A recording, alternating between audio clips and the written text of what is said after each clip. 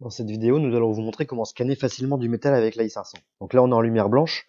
On voit que si on veut démarrer directement scanner la surface métallique, pardon, la caméra n'arrive pas à démarrer. Donc là, on a une petite icône qui permet d'afficher ou de ne pas afficher les zones que la caméra ne prend pas en compte. Donc là, par exemple, tout ce qui est en violet, c'est ce qui est trop près, trop loin ou trop lumineux.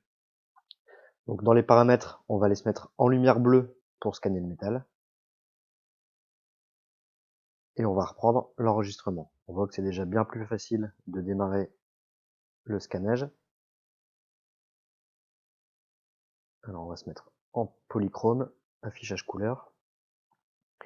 Donc je vous conseille de ne pas démarrer par les surfaces métalliques si vous avez quelque chose à scanner. D'abord commencez par les céramiques ou les dents naturelles et ensuite vous allez sur le métal. Ce sera bien plus facile pour l'enregistrer.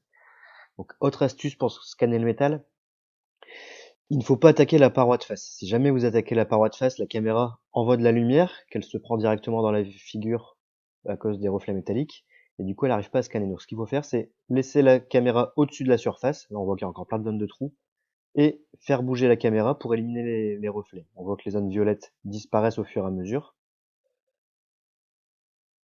et la caméra finit par enregistrer les volumes.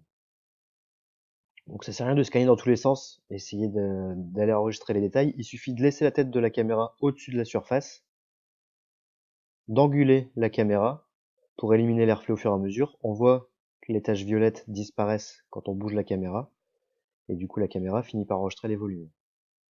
Donc là pareil, sur le granité, on voit qu'il y a plein de zones qu'elle n'a pas encore enregistrées. Il suffit d'anguler la caméra et hop, les reflets sont éliminés et le scanner enregistre ces parties métalliques.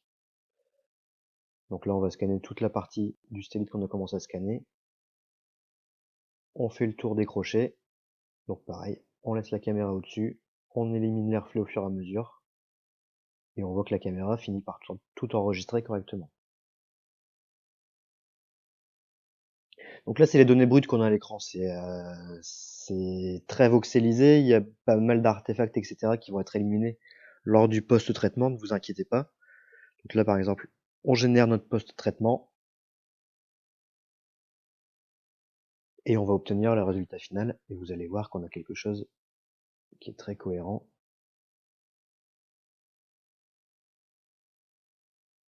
Où toutes les parties métalliques ont été poudrées sans scanner. Alors évidemment, c'est bien plus facile en poudrant, puisque du coup, il n'y a pas de reflet du tout et la caméra enregistre directement les parties métalliques. Par contre ici, on voit très bien, même en passant en monochrome, que les parties ont été enregistrées correctement et on n'a pas été embêté.